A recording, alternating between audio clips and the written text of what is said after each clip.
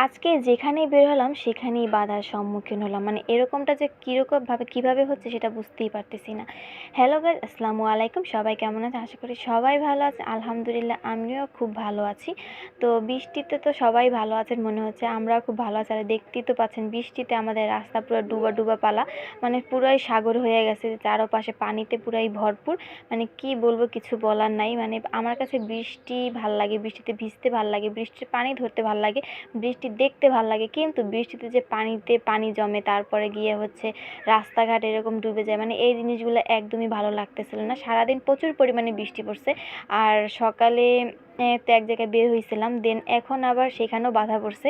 তো সন্ধ্যার পরে আবার বের হয়েছি। তো ফার্স্টে ভিডিওর ইন্ট্রো দেখে সবাই বুঝতে পারতেছেন যে কী নিয়ে ভিডিও করতেছি।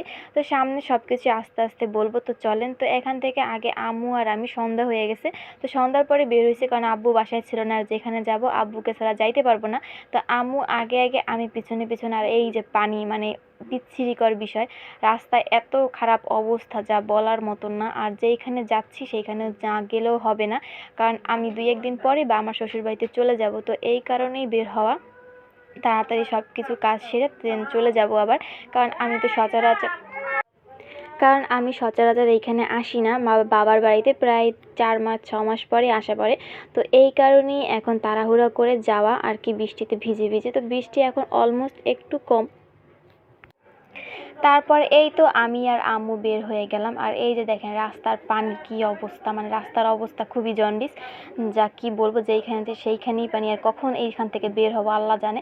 আর ওই যে আমার আম্মু আগে আমি তার পিছন পিছন হাঁটতেছি বোরখা জাগাইয়া, মানে কি বলবো। যাই হোক, তারপরে বলতে বলতে আমরা বাজারে চলে আসলাম। এই হচ্ছে আমাদের বিখ্যাত বাজার, যেখানে আপনি সব কিছু পাবেন। আপনি এমন কিছু জিনিস নেই যে পাবেন না। এটা হচ্ছে বরিশাল চৌমাথা বাজার।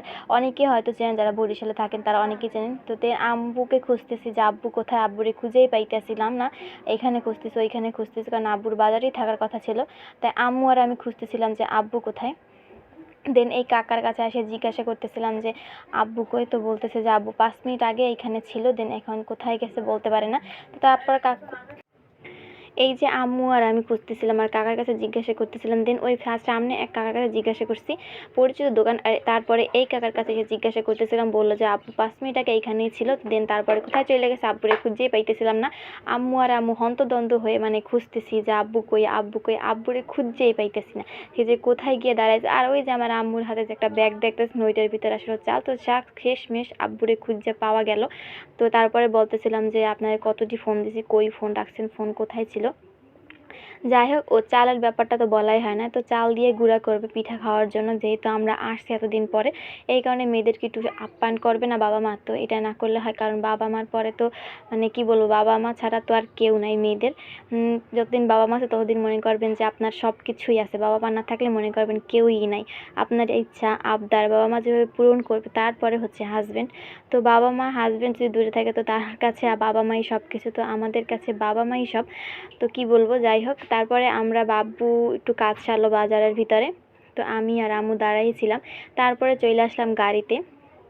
গাড়িতে বসে আছি, গাড়ি এখন পর্যন্ত ছাড়ে নাই। তো গাড়িতে করে যাচ্ছি আমি আর আব্বু। ও যেই কারণে যাচ্ছি সেটা তো বলাই হয় না। তো দেখতেছিলেন যে ভিতরে ভিডিওর ফার্স্টেই যে আমরা সাইকেলের দোকানে। তো সাইকেলটা হচ্ছে আমার ছোট ভাইয়ের মানে শখের খুবই মানে সাইকেল। তো সাইকেলটা কিনতে গিয়ে মানে এরকম একটা কাণ্ড হবে কখনোই বুঝতে পারিনি। তো এখানে এসে একটা ভাইয়া আছে, আমার চাচাতো ভাই, ওরে নিয়ে তারপরে যাবো, কারণ ভাইয়ের পরিচিত দোকান। এই কারণে আব্বু আব্বু যাইতেছে, ভাইয়া এখানে চাকরি করে। তো ডাকরি করে, তো আব্বুকে যাইতেছিল ডাকার জন্য যে ভাইয়া ফ্রি আছে কিনা, সেই কারণে আব্বু যাচ্ছিল। তো আমরা দাঁড়িয়ে আসলাম আম্মু আর আমি, যে কারণ ডাকবো এখান থেকেই তো যাবো। এই কারণে আমি আর আম্মু বাইরেই ওয়েট করতেছিলাম। মানে কোথাও যাচ্ছিলাম না, মানে আমি ভিতরে যাইনি। তো আব্বুই গিয়ে ভাইয়াকে ডাকলো। তো দেখে বললো যে ভাইয়া একটু ফ্রি আছে, কারেন্ট নাই ভিতরে, এই কারণে ভাইয়া আসতে পারবে। তো আব্বু চলে আসলো। ওই যে পিছন পিছন দেখতেছেন ভাইয়াও আসতেছে। এই যে ভাইয়াও চলে আসলো। তো আমরা এখন 4 জন মিলে তারপরে একসাথে যাব দোকানে গিয়ে, তারপর সাইকেল পছন্দ করব। দেখা যাক কি হয়। আর যে বললাম, তো একটা তো কাহিনী ঘটছে, সেটা তো বলবোই, কারণ ভিডিওটা তো আগের করা, তাই বলতেছি। তো ভাইয়ের সাথে কথা বললাম, তো বলতেছে যে চল দোকানে নিয়ে যাইতেছি। তো ভাইয়া আগে আমি, আব্বু পিছনে, আম্মু পিছনে। তো আমরা 3 জন একসাথে হাঁটতেছি, ভাইয়ের সামনে সামনে হাঁটতেছে, কারণ ভাইয়ের যে দোকানটা চেনে, এই কারণে আমরা হাঁটিয়ে যাইতেছিলাম। এখান থেকে গাড়ি মানে রিক্সা ছাড়া কিছু চলে না। তো যেহেতু কাছাকাছি, তাই আর রিক্সা নেই। হাইটেই যাইতেছিলাম, তো ভাইয়া দেখাই দিতেছিল যে এই দোকানটা পরিচিত খুবই দোকান। তো আব্বু আগে আগে হাঁটতেছিল, আমরা পিছনে হাঁটতেছিলাম। এখানে একটা মসজিদ ছিল, মসজিদটা খুবই সুন্দর ছিল, লাইটিং মানে খুব সুন্দর লাগতেছিল আমাকে, মাশাআল্লাহ খুব ভালো লাগতেছিল। যাই হোক, তারপরে এই যে আমরা রাস্তা পারাপার হয়ে গেছি, এখন আমরা দোকানে যাব, একটু সামনেই দোকান, একটু হাঁটার পরে দোকান। আমরা তো সেখানে গিয়ে হলো কি যে ভাইয়ের জন্য যে ফার্স্ট একটা দোকানে দেখছিলাম, তারপর আবার আর একটা দোকানে চলে আসছি, যে সাইকেল, প্রচুর পরিমাণে সাইকেল। তো ওর জন্য যেই সাইকেল কিনতে আসছিলাম ওই সাইকেলও চালাইতে পারে, বাট ওর জন্য যেটা মানে পারফেক্ট যেই সাইকেলটা, ওই সাইকেল হুগে কিনে দিলে এখন চালাইতে পারবে না, কারণ ও অতটা ভালো সাইকেল চালাতে পারে না। তো এই কারণে আর দরদাম করে মানে আর কেনাকাটা হয় না। তো মনটা খুবই খারাপ হয়ে গেছে, যে আব্বু দেখতেছিল সাইকেল পছন্দ করতেছিল যে কোন সাইকেলটা নেবে, এই আর কি। তারপর আর সাইকেল কেনা হয় নাই, আর মানে বলতেছি যে পরে সাইকেল কিনে দেবো। তো এই ভিডিও এই পর্যন্ত।